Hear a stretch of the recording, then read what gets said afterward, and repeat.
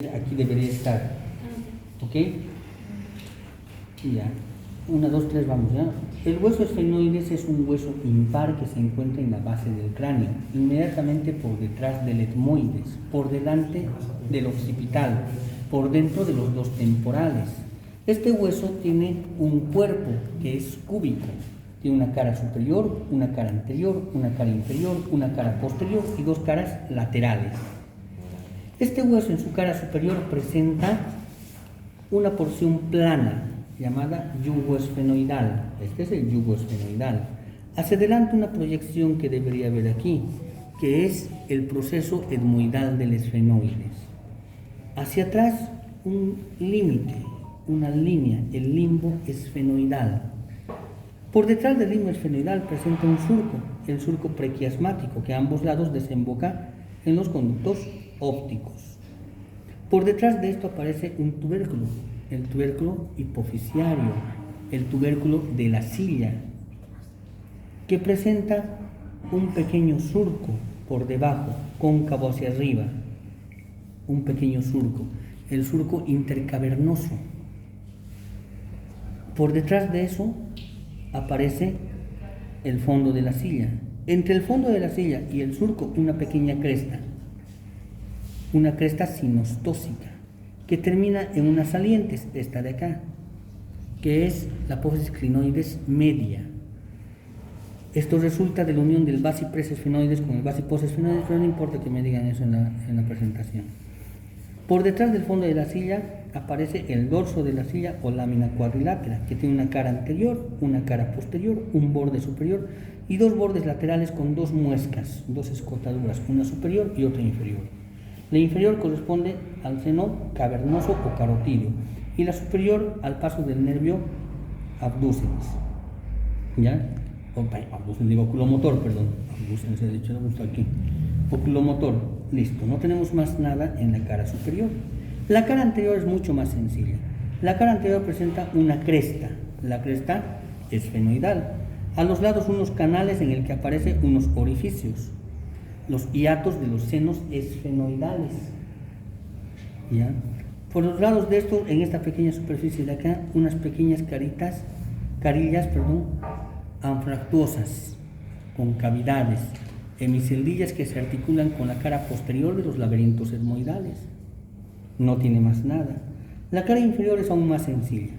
En la cara inferior presentamos una cresta, la cresta esfenoidal inferior, que en el lugar donde se encuentra con la cresta anterior forman un saliente, este de acá, que se conoce como pico del esfenoides, antes conocido como rostrum esfenoidalis. Pico del esfenoides, olviden lo que acabo de decir. No usen términos antiguos, ¿ya? Hacia los lados de la cresta aparecen unas superficies planas, triangulares, los cornetes esfenoidales de Bertin, cuyas partes laterales tienen estas porciones a manera de medias lunas, estas de acá. Se llaman apófisis vaginales. Las apófisis vaginales y el vómer se articulan y forman unos canales esfenovomerianos laterales. No tiene más nada. La cara posterior, esta de acá, es la más difícil de todas. No tiene nada. Las caras laterales. La cara lateral presenta un surco en forma de S alargada, que corresponde al surco del seno cavernoso o seno carotídeo, es lo mismo. En la parte anterior presenta un pequeño surquito, aquí no se ve. Pásame el cráneo. No, había uno cortado. Pásame el cráneo cortado. Aquí aparece el surco del seno cavernoso. Y aquí adelante aparece un surquito.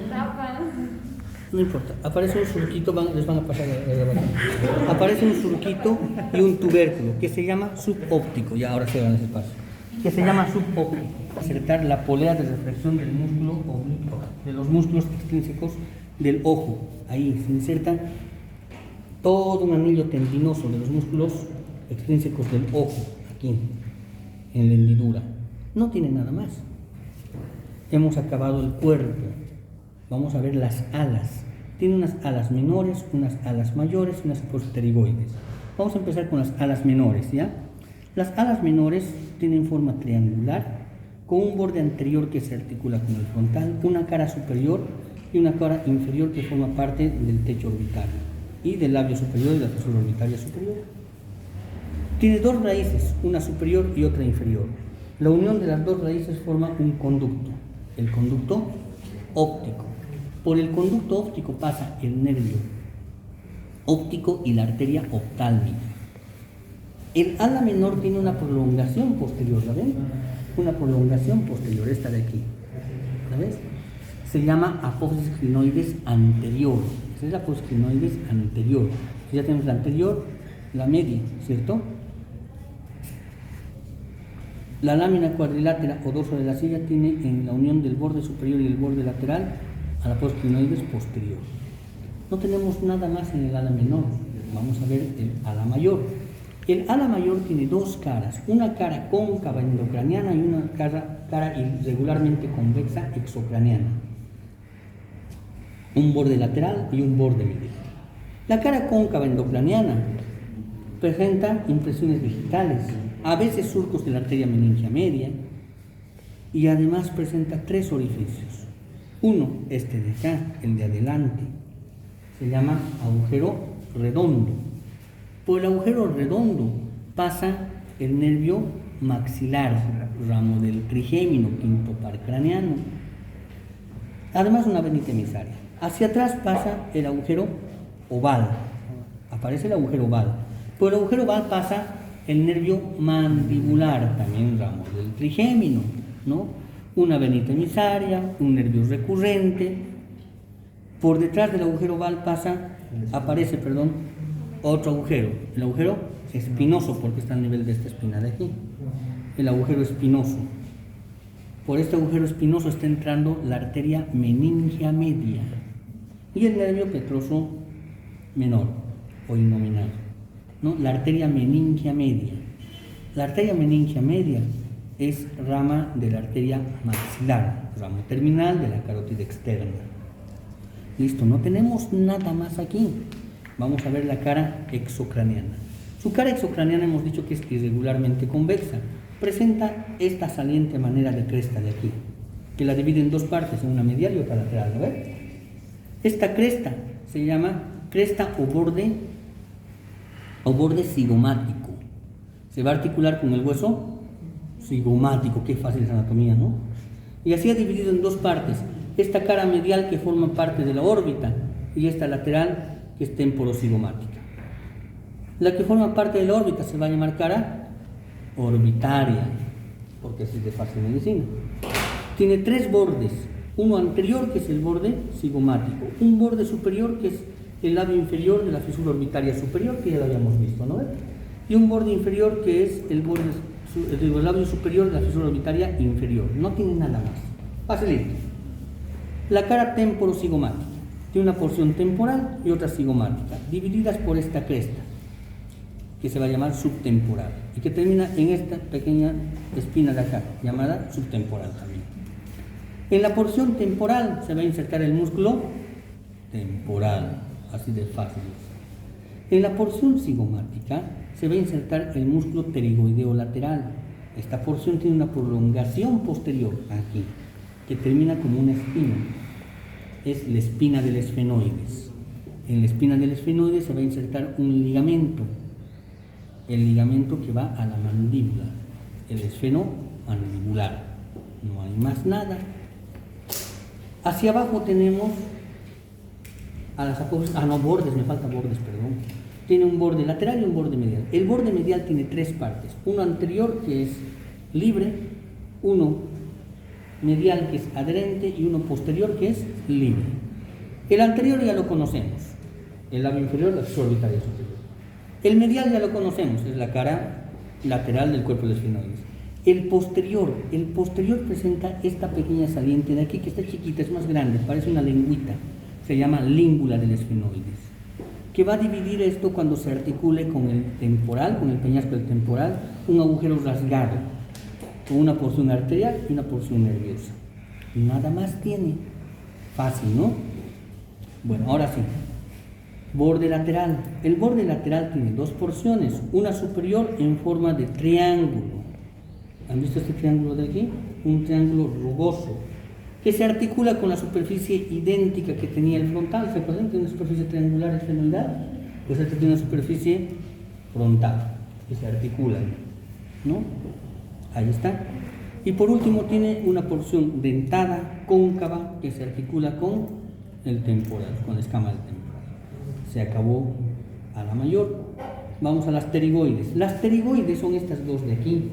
Nacen de dos raíces, una raíz lateral que viene del ala mayor, una raíz medial que viene de la fosa vaginal.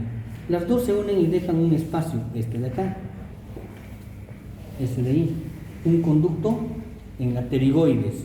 Si ustedes fueran Rubier, ¿qué nombre le pondrían al conducto que está en la pterigoides? Conducto pterigoideo. Uy, hija de Rubier. El conducto pterigoideo. El conducto pterigoideo está ocupado por los vasos del conducto pterigoideo y el nervio ovidiano. ¿Ya? Por eso está ocupado. Las dos raíces se unen, descienden porque están bajando y se vuelven a separar formando una escotadura, ¿no? La escotadura pterigoidea, donde se va a ir a articular con la pirámide palatina del hueso palatino. Presenta así una cara anterior en forma de canal y una cara posterior a manera de fosa. A esta cara posterior en manera de fosa le vamos a llamar fosa pterigoidea. En la fosa pterigoidea se va a insertar el pterigoideo medial. Aquí está el lateral, aquí está el medial, ¿cierto? Excepto en la parte superior. En la parte superior va a tener, préstame el cráneo completo, el completo. En la parte superior va a tener, fíjense, una superficie triangular. Esta es la fosa y aquí hay una superficie triangular. Se llama fosa escafoidea. En la fosa escafoidea se va a insertar el músculo tensor del velo del paladar. El tensor del velo del paladar. Hacia abajo presenta, fíjense, un gancho. El gancho pterigoideo en el ala interna, en la lámina interna. El gancho pterigoideo le va a dar inserción al ligamento pterigomandibular. En el ala externa también presenta una espina, ven aquí, una espina innominada. Hoy en otros libros se llama espina de Sibinini, no importa, una espina. En esta espina se va a insertar un ligamento que viene de aquí a aquí. Esta es la espina del esfenoide, de espina a espina, formando el ligamento pterigoespinoso. La aponeurosis que se encuentra aquí abajo termina en este ligamento. Y aquí arriba es una membrana acribillada. Se llama poro protafítico buccinador de Hertz. ¿Ya? Hasta ahí. Esfenoides hasta ahí. ¿De acuerdo? Está